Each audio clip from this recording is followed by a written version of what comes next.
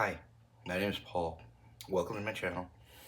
I'm going to be starting a looks maxing and anti-aging channel here on YouTube. And for my first video, though, I'm going to do something a little bit different. I'm going to be talking about cancer and Alzheimer's, specifically the genes which are causing cancer and Alzheimer's, how to treat them, and possibly cure them. I'm making this video because I think medical science has missed some things that I spotted. I am a cancer survivor.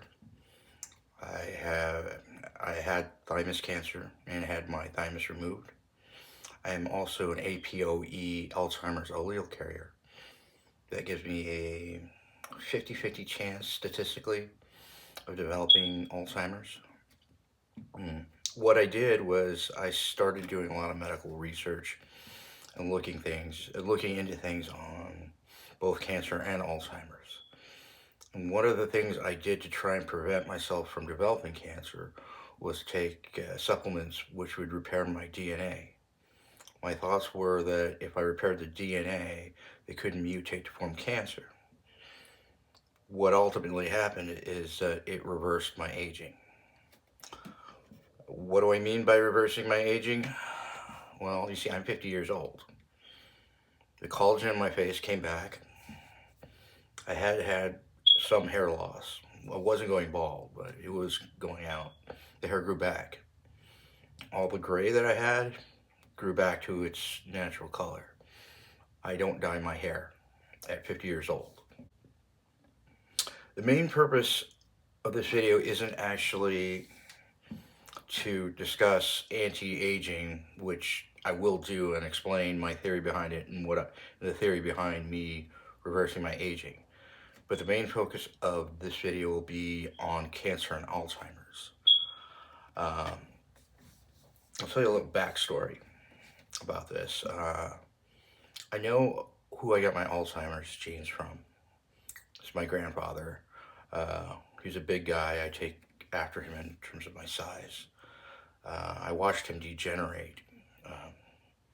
And in the end, he had the mind of a child. I just thought he deserved to go out with a little bit more dignity than that. Fast forward a couple decades later, I'm in the ER with my then girlfriend. She'd broken her toe, and we're waiting to see the ER doctor. And there's an elderly woman in the room, a couple rooms down the hall from us. She kept on screaming over and over, "Ah, help me! Ah, help me! Ah, help me!" All throughout the night and all the time that we were there. Now, if you're someone who has a potential for developing Alzheimer's, you just can't help but think in the back of your mind, gee, is that going to be me? And rather than sit there with my fingers crossed, hoping that I'm one of the lucky ones, I started to really research it. I wanted to figure out what was causing it and how to treat it before my mind got taken away from me. I'm not a doctor. I have no ability to publish my work in a peer-reviewed article or publication. I have no ability to present what my findings were at a conference. But I do have a YouTube account. And I know a lot of people who are in danger of cancer or Alzheimer's might look at this. And hoping maybe some doctors, medical researchers, or other professionals might take a look at what I found too. Because I think some lives could be saved, and there are things that have been missed. There are certain medical mysteries which have not been solved regarding Alzheimer's and cancer. The first is why there's an inverse relationship between cancer and Alzheimer's. If you Google the term cancer and Alzheimer's, this is what it says. Cancer and Alzheimer's disease have an inverse relationship, meaning that people with a history of cancer are less likely to develop Alzheimer's, and people with Alzheimer's are less likely to develop cancer. The second mystery that has been unsolved is why do some people's cancers metastasize while others don't? The third mystery that has not been solved by medical science is the Nigerian paradox. For those who don't know what the Nigerian paradox is, go to Google and type in the terms Alzheimer's Nigerian paradox. The fourth mystery that has not been solved by medical science is why some people age slower than others. It is a well-known scientific fact that some people do age at different rates. And it is also a known fact that Alzheimer's and cancer are related to aging. The answer boils down to a combination of three genes. The genes for APOE, which APOE4 was the one that is associated with Alzheimer's. The genes for AKT, in particular, the gene RS3803304, the C allele being the mutant polymorphic version, and the genes for FoxO, in particular RS2802292. The G allele is a mutant, the polymorphism. When you get all three, you're protected of the protective variants, the mutant versions I just told you. You're protected from cancer, Alzheimer's, and have a slow rate of aging. The problem is genetic recombination. You don't choose which parents you get, which genes you get from your parents.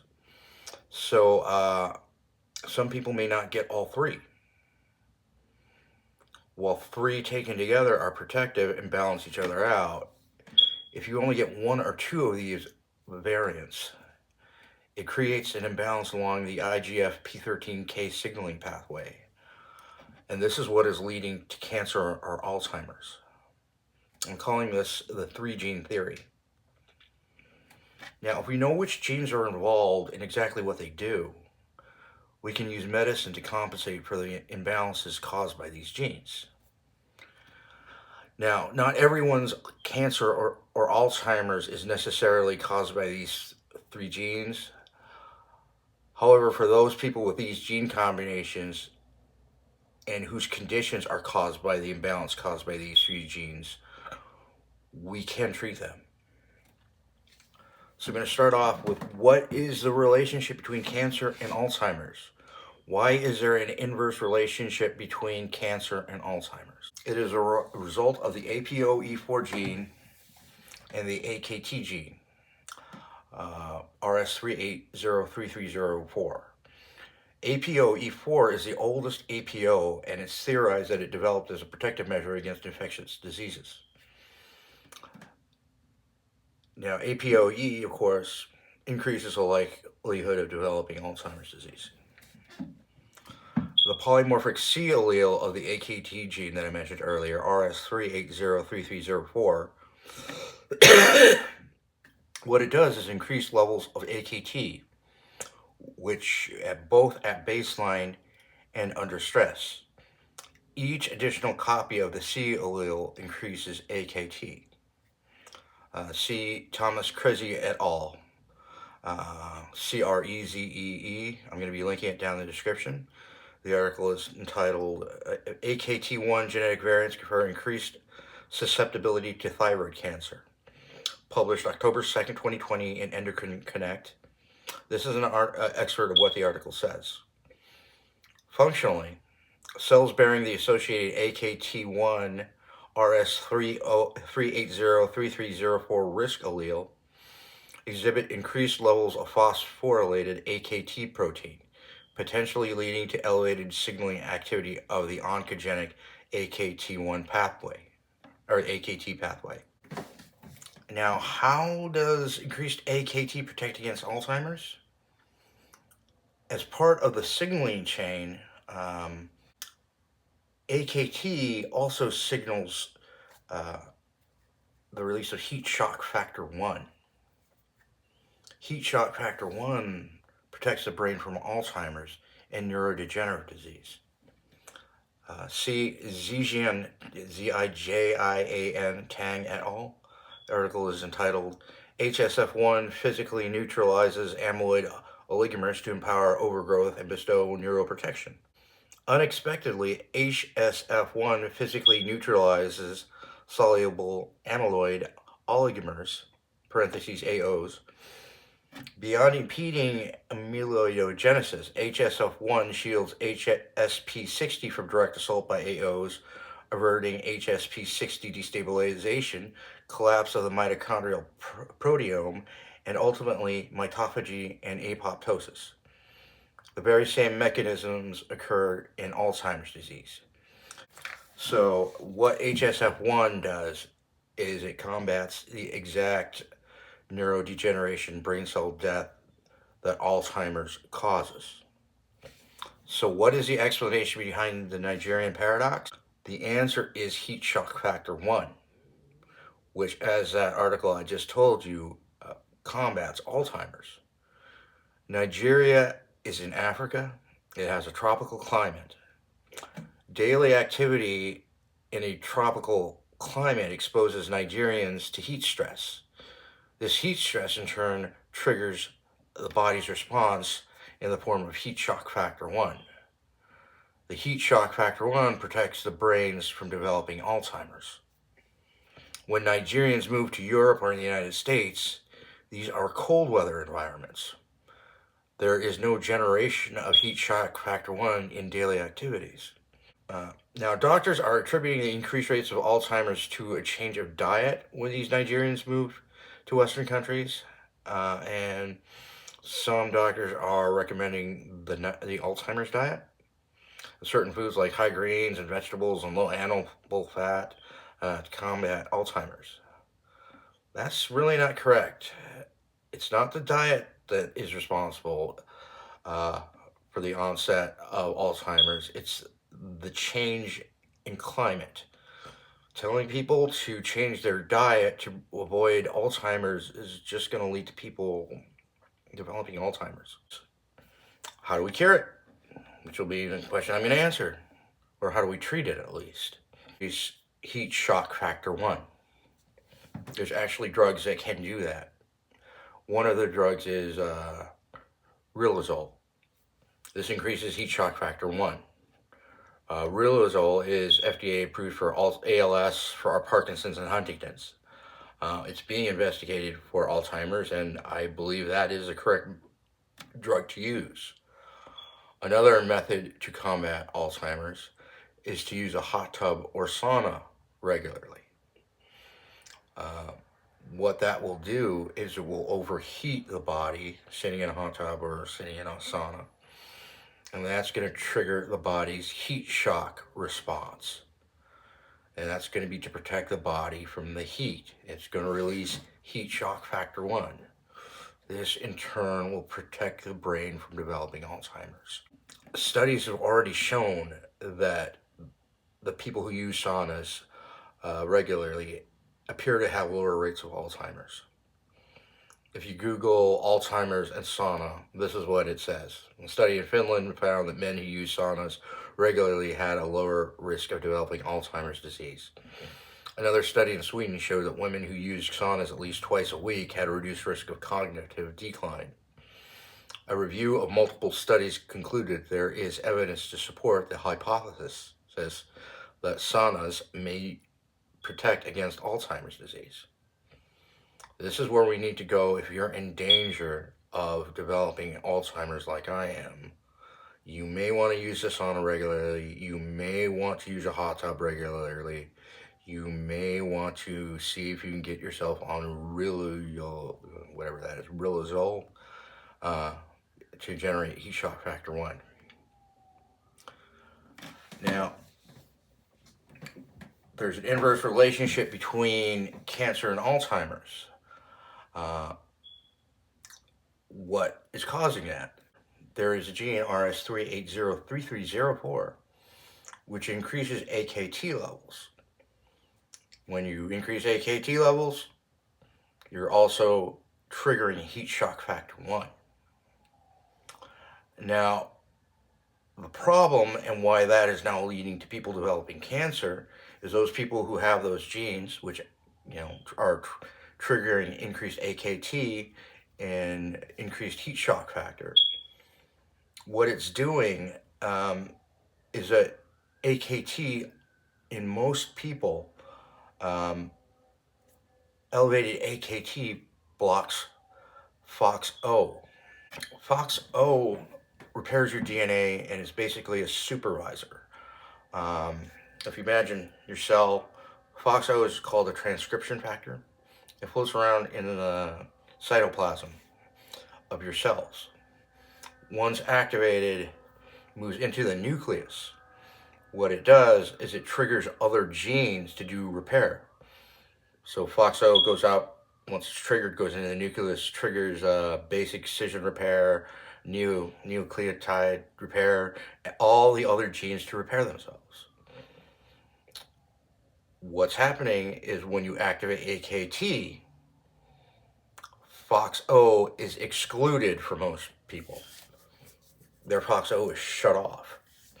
Now that's the problem.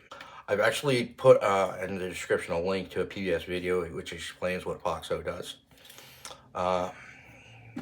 If you Google the term forkhead box O, this is what it says.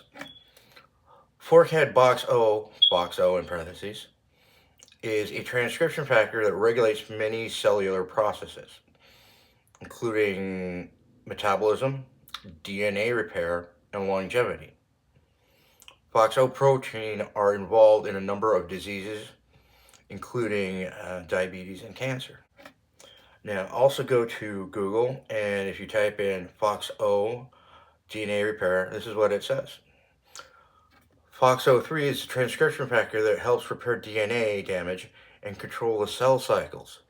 It's activated by replication stress and DNA damage, and it regulates genes that are important for DNA repair and cell survival. How FoxO3 helps repair DNA? Activates DNA repair genes. What I said earlier. It moves into the nucleus. It activates the genes responsible for repairing DNA. According to Google, FoxO3 activates genes that promote DNA repair, such as those involved in base excision repair, in parentheses BER, and nucleotide excision repair, parentheses NER. FoxO3 is your main cancer fighter. That's what's happening. Go to Google and type the search terms FoxO3 fights cancer. This is what it says. Forkhead BOXO3, parentheses FoxO3, is this transcription factor that can act as a tumor suppressor in some cancers. How FoxO3 acts as a tumor suppressor? Cell cycle arrest. FoxO3 can trigger cell cycle arrest, which suppresses tumor growth. Autophagy. FoxO3 can trigger autophagy, which suppresses tumor growth. Apoptosis. FoxO3 can trigger apoptosis, which suppresses tumor growth. You have if you have copies of RS3803304, each copy you increase your AKT levels, both at baseline and under stress. When you elevate those AKT levels, what's going to happen is your FoxO3 is inactivated. That's the problem. That's what is causing people to develop cancer. They're protected from Alzheimer's, yes, because your AKT is signaling heat shock factor 1, and that's protecting the brain, but at the cost of deactivating the FoxO, which is your body's anti-cancer mechanism. Once AKT is activated, it pushes FoxO out of the nucleus in people. The exception, which I will explain later, is if you have another mutation in the FoxO. Now, AKT is what is known as an oncogene. It promotes cell growth and cell proliferation, and alterations, mutations in AKT are known to cause cancer. That's why it's an oncogene. So what is now happening is, if you have the mutation that I'm talking about, the polymorphism, the variant, however you want to call it, In the AKT, that is RS3803-034, what it's going to do is elevate your AKT levels. It's going to push out the FOXO, but since the role of AKT is cell survival and cell proliferation, what's going to happen is it's going to signal cells to grow. They're going to divide. And the problem is there's no check on the DNA of these cells that are proliferating. If you're understanding what the problem is, and this is what I think medical science has missed. So you're now having cells dividing and growing, but there's no check on the DNA. They're just growing. FoxO is basically the supervisor of the cells to make sure the DNA is being repaired. It'll show up, move into the nucleus, tell all the other genes, hey, do this, do that. So basically, there's no supervisor there. The employees are just doing what they want. AKT is now causing these cells to grow and proliferate, but the DNA is not being quality control checked. So what we're having is mutations in the DNA of these cells, which are now growing and proliferating. This is exactly the recipe for cancer. And because Google the terms, how do cancer cells look different from normal cells? This is what it says. Under a microscope, cancer cells often appear different from normal cells by having irregular shapes, varying sizes, some larger, some smaller than normal, and abnormally large or irregularly shaped nucleus, which is a cell's control center and contains most of the DNA. This is because cancer cells often have genetic mutations causing them to grow and divide uncontrollably. So this is what's causing it. And this is why doctors need to pay attention to whether you have the RS3803-034 gene with a C allele on that, because that's going to cause elevated AKT levels, and I believe that that is causing people to develop cancer. And once again, I'm not saying all cancers are caused by this, but for those people with a mutation or the polymorphism, yeah, it's most likely going to cause cancer. And if we can't necessarily treat all people with cancers with this, but we can at least treat the people who we know have this genetic mutation. And that's why I'm trying to make this video. So basically, how come people develop Alzheimer's don't develop cancer? Because they don't have this mutation. They don't have RS3803-034, which would elevate AKT levels, but at the expense, it would elevate AKT levels and thus elevate heat shock factor 1, which protects the brain, at the expense of possibly developing cancer. Those people who develop Alzheimer's but don't develop cancer weren't protected by these heat shock factor levels. That's the inverse relationship. So what can we do for these people with the AKT polymorphism RS3803-034? Use of AKT inhibitors to lower the AKT levels, which would then place the P13K IGF-1 pathway back into homeostasis. There are drugs out there which will lower AKT levels. What I'm saying is if you are a carrier for the C allele in RS3803-034, perhaps you should consider taking an AKT inhibitor. One of the known AKT inhibitors is metformin, which is another reason why I'm compelled to make this video. Medical science completely missed the boat recently.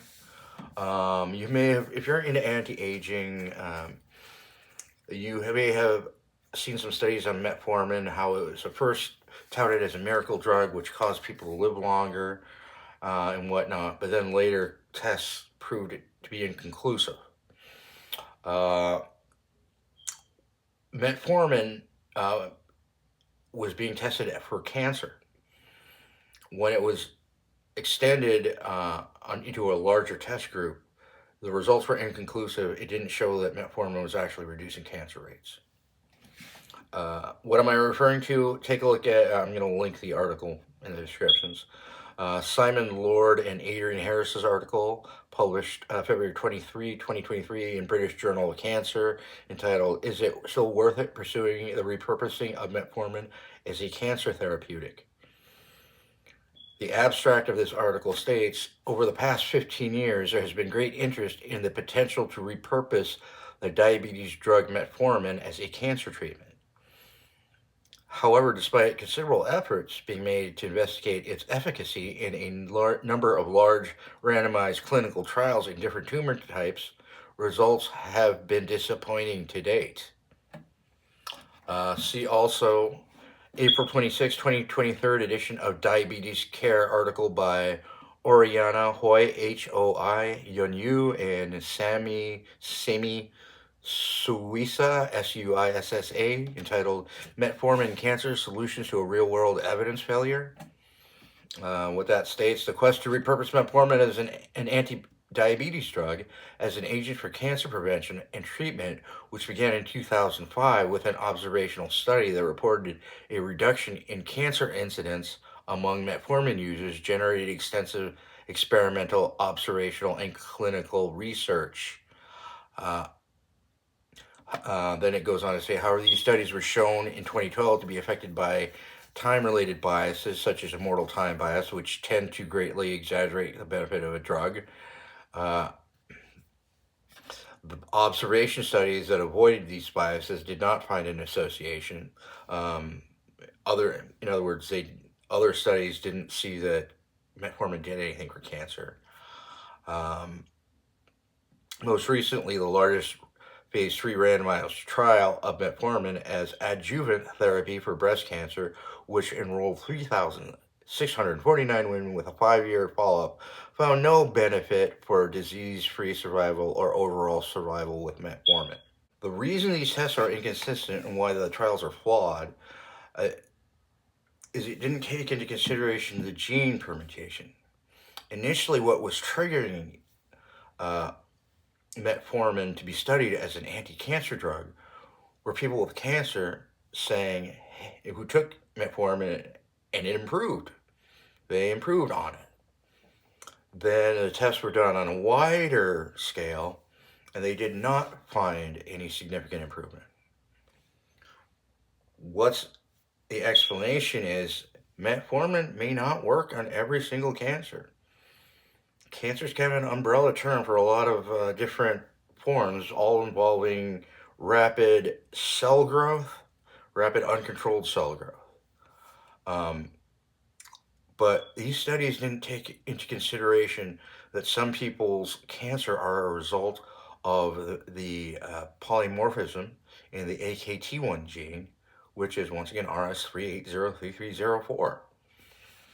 What I'm suggesting, hoping, and if any medical professionals out there, we should do is try the trials again with people who have this particular gene variant, RS3803304, who have cancer, because that seems to be exactly what they would need, because they have elevated levels of AKT1, which is now blocking their FoxO, which is blocking the body's main anti-cancer mechanism. That's why I'm compelled to make this video.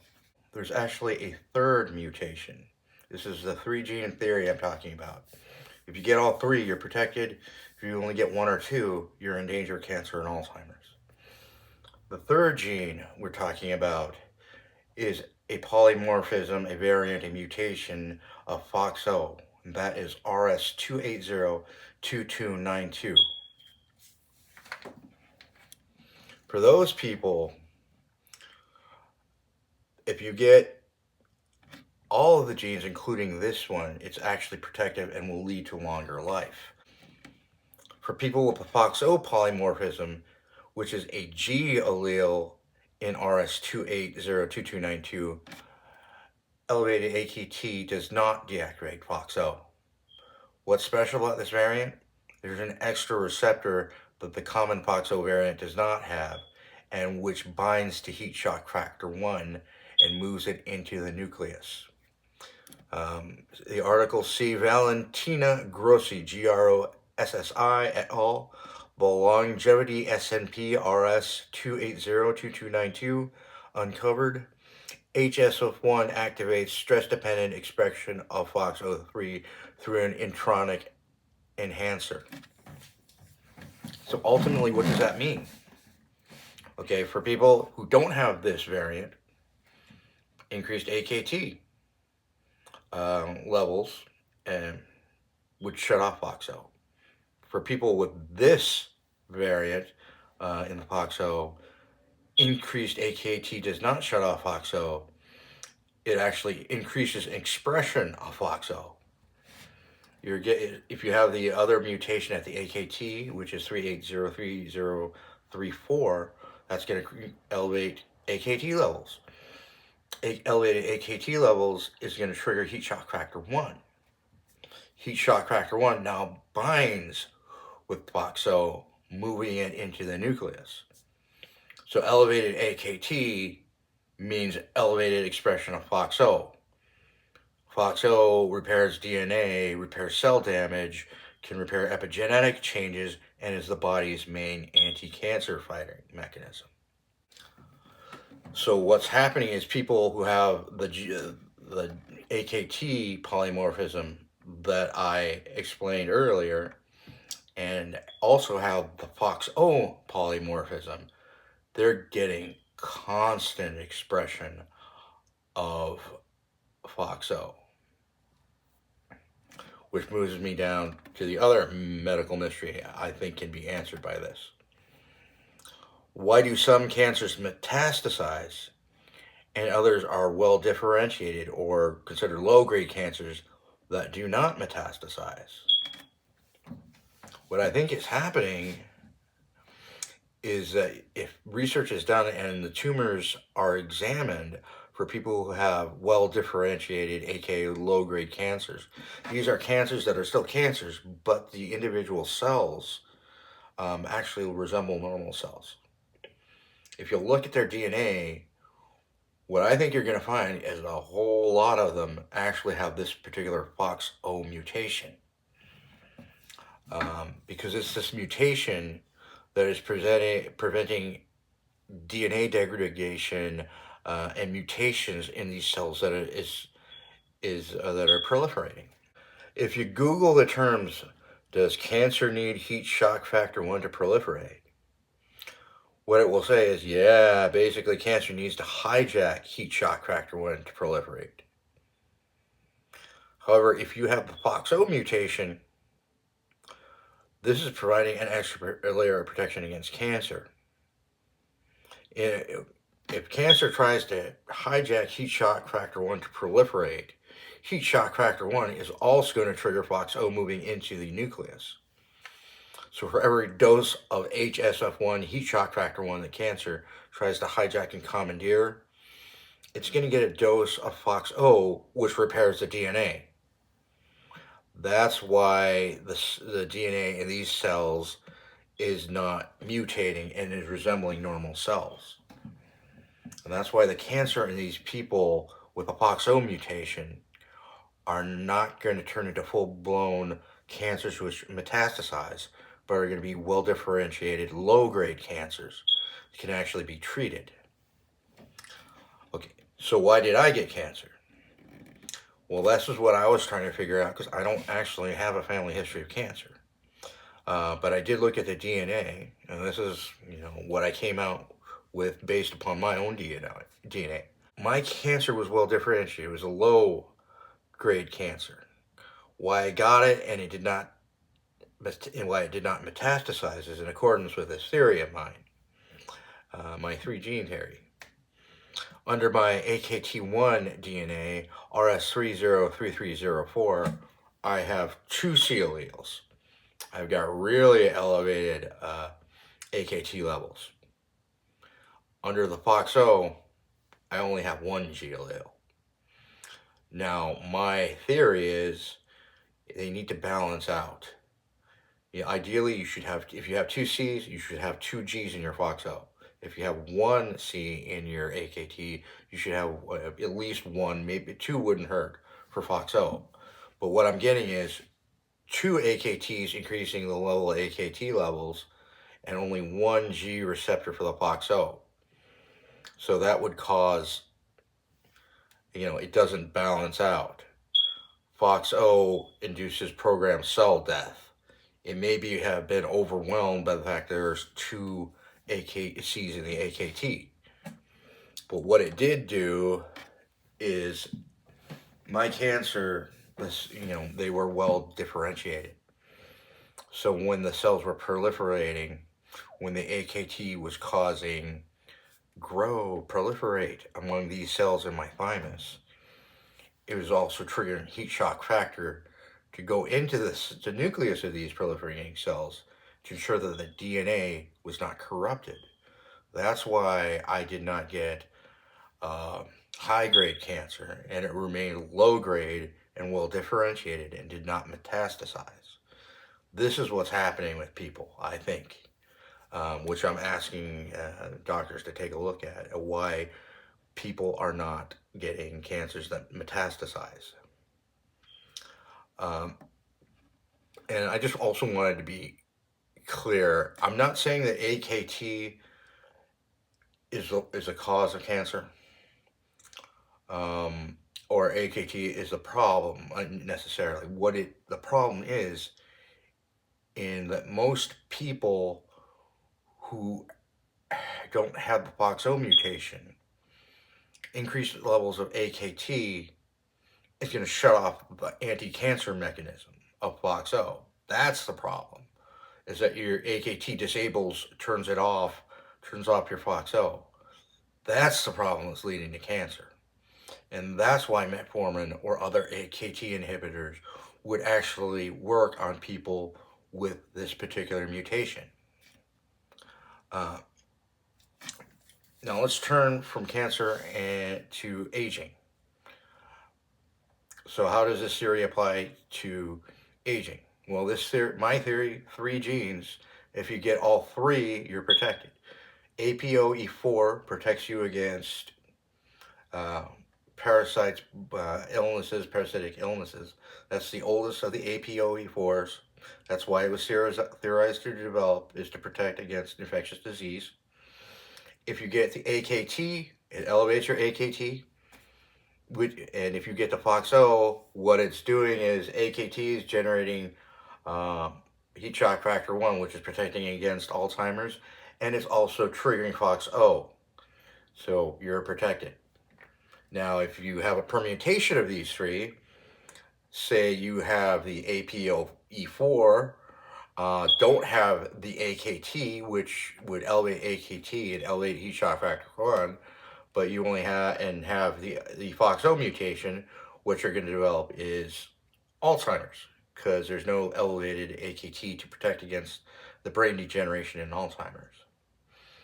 Conversely, if you don't have the APO4 and don't have the, I'm sorry I'm doing this, but and don't have the FoxO, you're just going to get elevated AKT levels leading to cancer. You're not going to get Alzheimer's, you're going to get cancer. So that's how it works. Unless you have them all 3 in a row, one missing is going to create an imbalance that causes either cancer or Alzheimer's. Now, how it relates to aging and how I was able to reverse my aging, and yeah, I mean, I could reverse my aging. I think I understand how it works, and I think it can be extended to other people by use of medication. 2 of the 3 genes determine whether or not the 3 genes determine whether you get Alzheimer's or cancer. 2 of those genes, which is for the AKT and the FoxO, are going to determine whether you age at a slower rate. Of course, the APOE4 for aging has nothing to do with it. It just protects you against infectious diseases. I'm going to put a link to a PBS video which explains FoxO.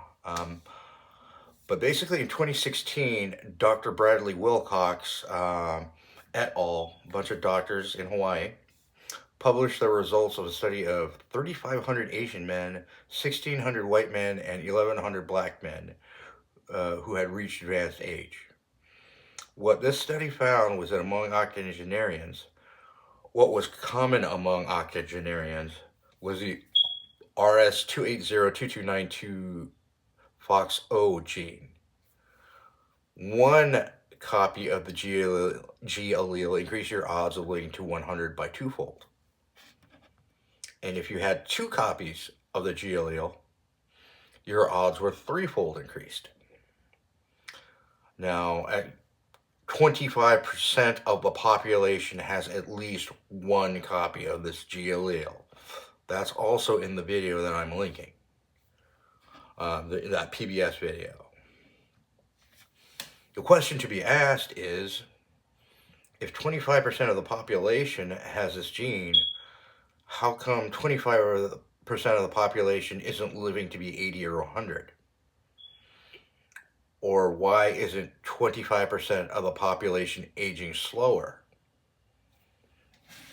The answer I'm putting out, it isn't just the FoxO gene that's responsible. It's also the AKT gene that I discussed earlier, which is RS380334. This is why these two genes, FoxO, AKT1, determine whether or not you age slower or not. If you get both, and I have one G and two C's for this, so I do have both versions, you age slower. Why are you aging slower? Because your FoxO DNA repair is constantly turned on. Repeat, when you have this, it's elevating AKT at all times, it's generating heat shock factor at all times, heat shock factor is moving into the nucleus at all times. It is the constant expression of FoxO which is causing slowed aging. It is always turned on for people with this true mutation. You don't have to do anything except make sure that the raw materials that FoxO needs to do repairs are provided. In other words, you don't have to do anything to turn it on. It's always turned on. That's why I was aging slower to begin with. Now, for those who don't have the AKT1 mutation, their FoxO isn't constantly expressed. For these people, they have to trigger FoxO, and if they're not triggering FoxO, it's not being expressed. Not expressing FoxO is going to be functionally equivalent to not having the mutation at all. FoxO is only going to work when it's activated, and that means that there has to be some type of signaling which causes FoxO, the FoxO transcription factor, to move into the nucleus. If you Google the terms activate FoxO, this is what it will say.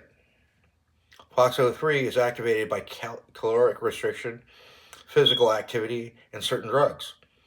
FoxO3 is a gene that's linked to longevity and is thought to be activated when the body defends itself against aging. Methods to activate FoxO3: caloric restriction, restricting calories can activate FoxO3. Physical activity, endurance training can activate FoxO3, which may contribute to health benefits. Drugs, some drugs can activate FoxO3 directly or indirectly. Metformin is one drug that activates FoxO3 in immune cells. Now, in terms of anti-aging, the one most well-documented and accepted anti-aging method is calorie restriction. It is always, in all tests, calorie restriction has shown to slow down aging. There's a reason for that. It's not the calorie restriction itself which is causing the aging to slow. It is that calorie restriction triggers FoxO to activate. Once FoxO activates, it's now going into the cells, repairing the DNA, repairing all the damages. If you weren't doing that, if you weren't doing calorie restriction, then the FoxO is not activated. So that's the thing. So while 25% of the population has FOXO, has the FOXO gene mutation or G polymorphism variant, however you want to call it. It is only those people who activate their FOXO, such as through exercise, calorie restriction, or having an AKT-C allele polymorphism, who's actually aging slower. That's why 25% of the population is not reaching 82 or to 100, and that's why 25% of our population is not experiencing reduced aging. It's the combination of those two. You have to have the polymorphism, you have to activate it, and you have to give it the basic compounds it needs to function. The analogy I'm going to be making is, say your parents are tall. You inherited their tall genes. According to your DNA, you should be tall. Now, what happens if you don't drink milk? If you don't take calcium? Even though your genes say you're going to be tall, you didn't take in the raw materials to do that.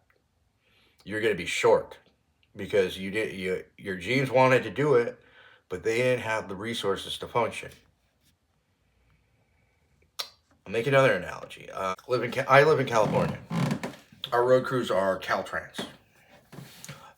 Say there's an earthquake, Caltrans, and it destroys the freeway. Caltrans is called out. They're ready to work. They got work crews there. They got bulldozers. They got steamrollers. They got everything they got their work crews all ready to go. But what they don't have is concrete. What they don't have is asphalt. And what they don't have is rebar. So while the work crew is sitting out there ready to go, they can't do anything without the raw materials. And that's what's happening with people with this allele. Even if you're activating it, you also need to have the raw materials. So people like me, and I guess I'm trying to explain why it is I was aging at all before, and now am able to reverse the aging, is before I had the AKT polymorphism. It was constantly expressing FOXO. I was aging at a slowed rate, but I was still aging because I didn't take in the raw materials that your body needs to repair the DNA. Once that happened, aging completely reversed. And I'm saying for those people out there, and I know there are that have the same AKT mutation that I have and the same FOXO mutation that I have, you're aging. You can stop it fairly quickly if you just took the materials that FOXO needs to repair your DNA. That'll reverse the aging, is what I'm trying to say. People who have the FOXO, the 25% of the population has a FOXO gene, but lacks the polymorphism in the AKT1 gene. You can actually replicate that by use of drugs to also replicate the conditions of the genes I have, which would cause expression of FOXO. You don't need to go do calorie restriction or exercise or whatnot to trigger your FOXO. You could just take prescription drugs which elevate FOXO. Prime example of that would be riluzole. That one triggers increased levels of heat shock factor. That one would trigger your FOXO. Taking that would be equivalent to you artificially recreating the conditions of the genes I have. Taking it would mean constant expression of FOXO. Your aging slows down. You take in the compounds that reverse the aging. Your aging stops. You can de-age and reverse your aging. That's what I'm actually saying is possible. And it's also possible if you don't have this FOXO mutation. For the people who have the regular version of FOXO, you're just going to have to do an extra step. For those 75% of the population that lack the FOXO mutation RS2292, I will explain what's been happening with your aging. Google the terms AKT activity increases with age. What it will say is, yes, research indicates that AKT activity generally increases with age, meaning the signaling pathway associated with AKT becomes more active as an organism ages, which can contribute to various aging related processes depending on the issue and the context. However, the exact effects of the increased AKT activity can vary across different organisms and cell types. Think about it. AKT is the signaler for cell survival, cell growth. As you age, your cells have been exposed to more stressors. AKT levels increase so that your cells can survive. And if you Google the terms, do AKT levels rise in our skin as we age? The answer is yes. AKT levels of AKT activation increase in the skin as people age. This may contribute to the higher risk of skin cancer in older people. Think about it. AKT is survival, growth. Your skin is your body's first line of defense. It protects against sunlight, radiation, bacteria, viruses, dirt, other contaminations. It's under stress. AKT is the stress response promoting cell survival. As you get older, more stress on your skin, more increased AKT expression. That's great. Well, what is the result of increased AKT expression? Remember the cells? You have AKT, skin's trying to survive, it's expressing AKT to survive. It's blocking out the FoxO. And that's what's happening. So you notice why the collagen disappears on your face, you start getting wrinkles, your hair starts, turning gray and falling out. It's because the cells can't repair themselves, because unless you have this particular mutation in the FoxO, your FoxO got cut off with increased AKT levels. You probably know what epigenetics are, but I'm going to provide a real brief synopsis. The DNA in your cells contains all the DNA for the entirety of your body, even if they're not used. For example, your hair cells. That cell has all the information for every other cell in your body: how to reproduce your lungs, how to reproduce your kidney, how to reproduce your heart cells. You don't need that information. Your hair cells just needs the information for the hair cells. The DNA is wrapped in what is known as chromatin. Basically silences all the genes that does not need to be expressed while expressing the ones that do. So for your hair follicles, the ones to grow out, to maintain its color, that's what's being expressed. With age, an epigenetic change is the chromatin changes. So instead of, exposing the information that needs to be used for your hair, it can shift and block it, or it shifts in other genes express that shouldn't express. These are epigenetic changes. That's why your hair turns gray. That's why it falls out.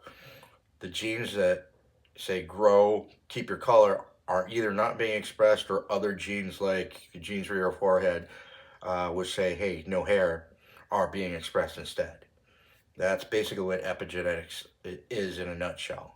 YouTuber Physionics, I'm going to explain. YouTuber Physionics did a good video explaining of Dr. Sinclair, who has been studying epigenetics. I suggest that you watch it. Dr. Sinclair recently did a landmark study where he tested mice that he bioengineered to have DNA that would break. The mice's DNA repair capabilities of their bodies were able to repair the DNA damage. But what was found was the chromatin the epigenetic changes were being jumbled. And the mice were expressing damage similar to aging. And I'm going to link Physionics video in my description. These are what are epigenetic changes, and these are what's happening in your skin. AKT increasing. FoxO, if you'll Google it, FoxO is actually also repairs epigenetic changes. FoxO does not work because of increased AKT unless you have this mutation. That means less collagen, less elastin, and wrinkles developing. You can also see this, what's happening with increased AKT levels, which are, you're aging because of AKT levels are increasing. It's blocking FoxO. Your skin's wrinkling, your hair's falling out because the damage cannot be repaired by FoxO because it is now being excluded by elevated levels of AKT. And don't worry, I can explain how to fix it later, which I will. But if you want to see another good example of aging, accelerated aging, take a look at bodybuilders. Godis has a whole bunch of videos going over people who are, fitness enthusiasts, bodybuilders, who look decades older than what they actually should be. We're talking people in their 20s who are looking like their 40s and their 50s. There's actually an explanation for that. Google the term AKT and testosterone, and what you will find is testosterone can activate AKT signaling, which may regulate muscle mass and promote muscle hypertrophy. Okay, and what's basically happening is these guys are generating testosterone. They're building muscle. They're working out. Testosterone, you have to generate muscle. The testosterone also increases levels of AKT. Remember, AKT, cell growth, cell proliferation, cell survival. You're stressing your body, you're making testosterone, you're building muscle. The consequence of the AKT is, unless you have that FoxO mutation, you're blocking out your FoxO. That's why you're seeing these bodybuilders with wrinkles and loss of collagen and looking much older. They may be taking the supplements, and I'm sure they are, that would repair the DNA, but what's happening is it doesn't matter if you are taking the compounds that repair the DNA, your FoxO just got shut down. It's like an analogy back to Caltrans, where this time, there's plenty of rebar, there's plenty of concrete, there's plenty of asphalt, but the workers are excluded from the site. That's what's happening with bodybuilders, is their increased testosterone is increasing AKT, which is shutting off their FoxO, which is accelerating the aging on their face. That's what's happening. As I said, well, what do you do if you don't have the FoxO mutation? Are you screwed? No, not really. You just have an extra step that you need to take. If you want to slow your aging, what you need to do is simply take medications to downregulate your AKT levels. That has already been discussed before. That's metformin. That's why as an anti-aging drug for some people, I'm not saying for everybody, metformin has been touted for anti-aging, but it's not a one-size-fit-all, just blast. Everybody should blast metformin. No, metformin will work if you don't have this FoxO mutation, because what it will do is lower your AKT levels. Metformin isn't the only drug which lowers AKT levels. And I'm saying this because I'm not a scientist. I haven't performed all these different drug tests, but there are other drugs that lower AKT levels. For people without the FoxO mutation, what you need to do is downregulate your AKT levels and upregulate your FoxO expression. Metformin, other drugs, we probably should do more research into it, but lowering AKT and upregulating FOXO is quite doable, is what I'm saying. Okay, well, let's summarize what we got here.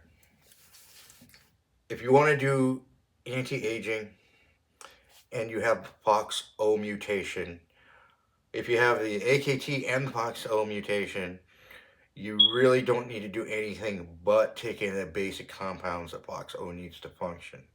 And that's what's causing people with these two mutations, the AKT and the FOXO, to age. Albeit slower, they're still aging. Their aging is caused by them not taking the compounds that FOXO needs to repair the DNA and reverse epigenetic changes.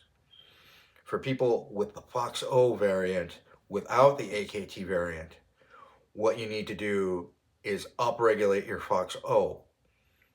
Drugs such as riluzole, which increases heat shock factor 1, which would then trigger FOXO expression. That would mimic the gene set of having an AKT C allele, is what I'm saying. Plus taking the basic compounds. If you don't have the FOXO mutation, what you need to do is take drugs to downregulate your AKT and upregulate FOXO expression. Metformin, I think maybe rapamycin. I don't have this mutation, so I don't know, and I have not experimented with these drugs. But I'm sure we can find the correct combination that would do that. So there's hope for everybody. Basically, what I'm saying is what science has missed in terms of anti-aging is the effects of AKT shutting down your FOXO. And FOXO is what is responsible for longevity and you maintaining your youth. So that is actually the key to anti-aging. And as I am 50 and I know which genes I have, it appears to be working because it's stopped my aging. Normally people don't look like this at 50. I'm not saying, I'm also not saying, well, what I'm saying is everybody could actually do it if they just modified the AKT and the FOXO, and if longevity doctors are actually looking into it. And if you're asking me, okay, what do you need to give your FOXO to function? I'm kind of keeping that proprietary for now. I've come up with a mix and a method of delivery to give your body the FOXO it needs. However, I would like to patent it and bring it to market, but that's going to be kind of expensive because I'm probably going to need human trials to prove that it's effective. So if a pharmaceutical or a cosmetics company wants to, fund the patent costs and, partner up with me, hey, let's do it. Basically, what's available is a fountain of youth. The intellectual property rights to the fountain of youth are available if anyone wants to do it. I'm sorry, I don't want to go over it in a video because it's kind of proprietary, but it is, yeah, you could do it. That's what I'm saying. And in this next part of the video, I will take a video of myself outside in sunlight in my car, close-ups with my skin and hair to show my aging. I'm going to be showing you some before pictures of myself. In all of these photos, I'd been dyeing my hair to cover up the gray so you can't see it. As you can see, I am overweight. I have a heart condition called Brugada syndrome, which is a malfunction of the electrical system of my heart, causes rapid heartbeat and loss of consciousness. I had to have an ICD defibrillator installed eventually to regulate my heart rate. But this caused me to get fat because I couldn't exercise off the weight. Now, when you lose weight, many times people look older because of collagen loss. The fat basically pushes out the skin and replaces the collagen. So when you lose the weight, you end up looking older because your face is basically deflated because the collagen is gone and the fat is gone. I'll be showing some pictures of Brian Johnson. That's what happened to him. You can see what happened to his face. It basically looks deflated. His features are a lot more angular and sharp as he lost the weight, and the fat was not there to push out the face to replace the collagen. Now, this is a picture of Brian Johnson and his son. Just to give an example of an old face versus a young face, you can see his son's face is a lot rounder, has more volume to it, while Brian's face looks hollow, sunken in, and his cheekbones are sharper as well as his jawline. Now, I'm going to be turning to pictures of myself. You can see the same thing happened to me. My face looks hollow. You can see the lines on my nasolabial folds and the etching on my forehead.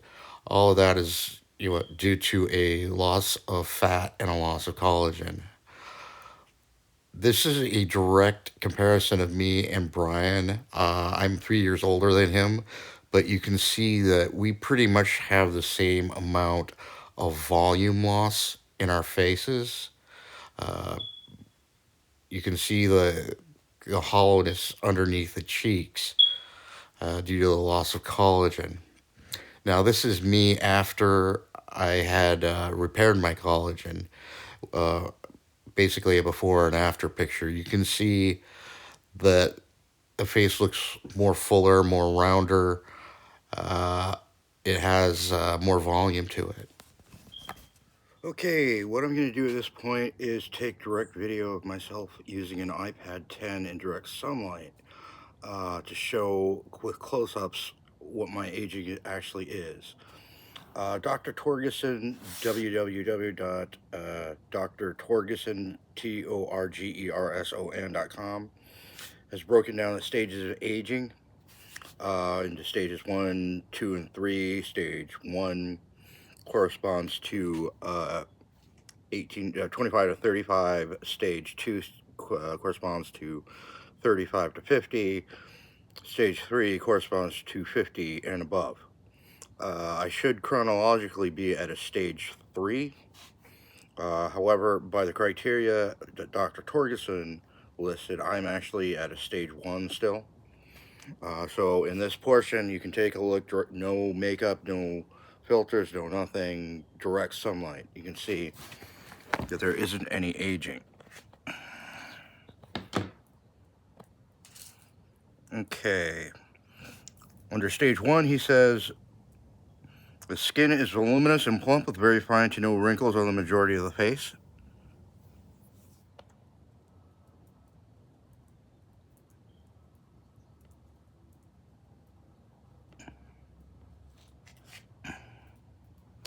The early signs of aging begin at this stage.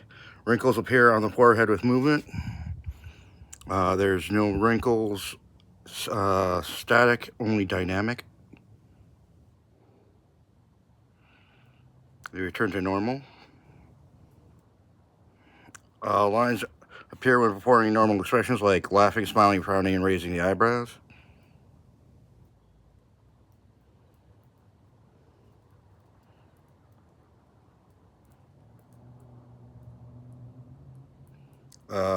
The early signs of crow's feet appear around the eyes. There's no sign of crow's feet.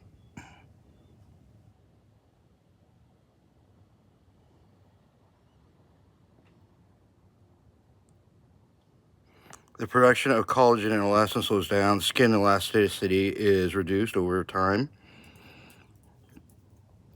There is plenty of collagen on this face. Normally, when you age, you lose elastin and collagen, so your nasal labial folds start to get pushed out. And the loss of collagen makes your skin wrinkly because there's nothing pushing it out.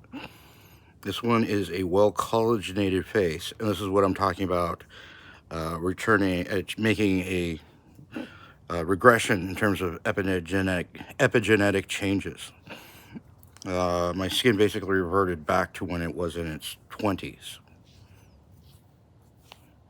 And I'm going to do a close-up of my hair. It's different colors.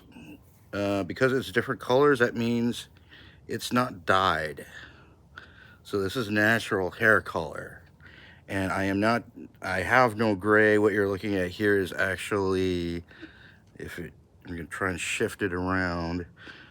There's a little, it's actually blonde. Well, my eyebrows are blonde, and the hairs on over here are actually light blonde. And let's see if you can, I'm being blinded by the sunlight, so it's hard for me to tell too. But if you look at it, there is no actual gray, it's just light blonde, and compared to a white background. Same over here.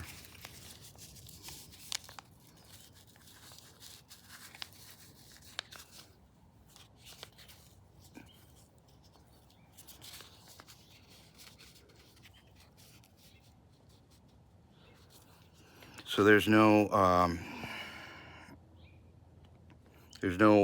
aging. My epigenetic aging reversed. The collagen came back on my skin.